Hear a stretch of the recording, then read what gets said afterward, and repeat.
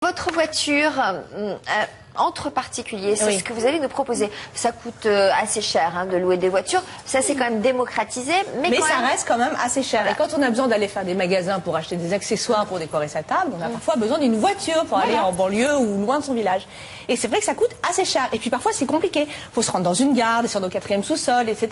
Donc on a beau faire des études de marché, c'est contraignant et parfois on laisse tomber l'affaire. Sauf si on se rend sur un site internet absolument génial qui a eu l'idée de mettre en relation des gens qui sont propriétaires d'une voiture et qui vont pas s'en servir forcément toute la journée, donc qui vont proposer de la louer à la journée à d'autres gens qui en ont besoin le temps d'une après-midi, d'un week-end, etc. La preuve avec ce reportage. Donc voilà la voiture. Voici ce qui réunit cet homme et cette femme. Lui possède cette petite voiture, elle en a besoin juste pour une journée. Alors la location entre particuliers apporte une réponse simple et pratique. Une caution de 1 500 €, un loyer de 49 € pour la journée, la signature d'un contrat dans la voiture, un système qui offre beaucoup de souplesse. Après, on peut s'arranger facilement aussi pour se retrouver, même parce que même ce soir on va peut-être se retrouver à minuit pour rendre la voiture ou demain matin on verra, mais c'est plus souple. Dernière petite chose, la sécurité et les objets obligatoires. Une relation gagnant-gagnant. Le locataire économise de l'argent et le propriétaire en gagne. Il rentabilise même une partie de son achat automobile. Bon, rentabiliser, c'est des petites sommes. Alors bon, même si, comment dire, il y a une contrepartie du fait qu'on prête quelque chose, un objet qui nous est cher, effectivement, il peut y avoir comme ça un équilibre. Bon voyage. Et ce qui leur a permis d'entrer en contact, c'est ce site internet sur lequel Patrice avait affiché sa voiture pour 49 € par jour. On peut aussi y trouver une vieille Fiat 126 en bon état, allouée pour 10 € par jour près de Tours. Et pour limiter les risques, le site a créé une assurance sur mesure. On a créé un produit d'assurance qui permet d'assurer le locataire pendant la durée de la location pour une voiture qui ne lui appartient pas. Donc le propriétaire n'est pas du tout impacté sur son assurance, c'est pas son bonus qui va prendre en charge si jamais il y a le moindre souci, c'est l'assurance du locataire. Louer près de chez soi un véhicule qui ne sert pas les 3/4 du temps donne parfois l'impression d'emprunter la voiture à un voisin. Sans passer par une agence de location professionnelle, d'ailleurs inexistante dans son quartier, Alexandra a ainsi pu transporter ses nombreux bagages encombrants. Posséder une voiture coûte en moyenne 4 300 € par an. La location entre particuliers permet de trouver des sources d'économie bien utiles en temps de crise. Merci Internet. C'est une bonne idée. Moi, j'irai pas jusqu'à louer ma voiture perso parce que je suis pas sûre qu'il y ait grand monde qui en veuille. Mais en revanche, c'est peut-être une bonne idée d'investir dans une voiture un peu originale, du coup. Oui. Exactement. Et forcément, elle va beaucoup plaire sur le site internet. Alors, ce qui est très amusant, vous parliez de votre voiture. Quand dans un couple il y a deux voitures, généralement c'est la voiture de madame qui est louée sur le site. On voit des garçons, pas la voiture de monsieur.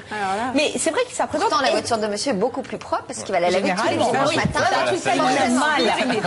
Il s'occupe plus des enfants. Non, ce qui est assez formidable, c'est que parfois, on peut louer à n'importe quelle heure du jour et de la nuit pour peu que la personne au bout réponde. Donc, elle peut vous amener la voiture à domicile, vous pouvez donner rendez-vous plus loin, et comme ça, on s'embête pas à courir à travers la ville, le village, etc. pour trouver la voiture. Au niveau de l'essence, il faut rendre le plein également. Évidemment, il faut rendre le plein. Alors, il y a un problème, vous l'avez bien soulevé, un problème avec l'assurance éventuellement. Il y a deux solutions. Ou vous louez la voiture au particulier et vous avez le droit de prêter la voiture. Donc, si le particulier a un accident, c'est pour votre pomme le malus qui va augmenter, ou vous prenez pas ce risque-là, mais étonnamment sur le site, beaucoup de gens prennent ce risque-là et restent assez zen par rapport à un accident éventuel, ou vous prenez l'assurance qui est proposée par le site, ils ont mis quand même 2 ans à réussir à mettre au point ce package, et c'est une assurance individuelle que va souscrire le loueur, le loueur de la voiture pour la journée. Donc comme ça, c'est la personne qui emprunte la voiture qui se paye son assurance. Généralement, c'est plus cher le premier jour si vous louez plusieurs jours parce que c'est le premier jour qu'on a des accidents parce qu'on maîtrise pas forcément bien le véhicule qu'on a loué. Et puis après, c'est dégressif. Les prix sont quand même super intéressants. La moyenne, c'est 30 à 35 € par jour, ce qui est quand même nettement moins cher même que chez les loueurs les plus discounters. Et puis il y a vraiment des voitures amusantes, il y a des petites Fiat 126 à 10 € la journée, ça peut monter très cher, mais par exemple un monospace Mercedes 8 places super luxe, c'est 200 €, mais une petite Peugeot ça peut être à 10 € ou une Clio à 30 €. Et comment est déterminé le prix alors? C'est la personne qui loue la voiture qui détermine son prix, mais en allant sur le site, il se rend bien compte de l'échelle des prix, et donc ça reste quand même largement au-dessous des prix qui sont pratiqués par les loueurs. Illimité?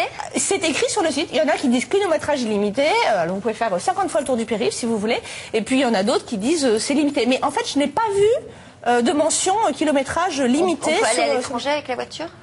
Si c'est dealé avec la personne qui vous le loue, pourquoi pas. Le temps de location moyen, c'est pas justement pour des voyages à l'étranger, c'est plutôt du 3 jours. Hein, il y a un parc important. Il y a, je pense, c'est marrant, je faisais le calcul hier soir à la maison. Je pense qu'il y a un parc d'au moins 300-400 voitures, donc c'est pas mal. Hein. C'est étonnant. C'est super. Et alors c'est un site qui est très amusant. Vous aurez les coordonnées sur Internet. Alors ils louent les voitures et ça c'est leur carton, c'est vraiment leur produit phare. Mais ils peuvent louer des rétroprojecteurs, des tondeuses, des chignoles.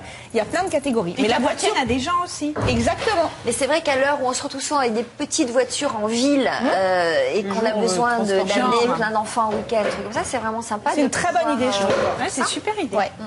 Bon, très bonne idée. Sur le site Internet. On la retient. Merci.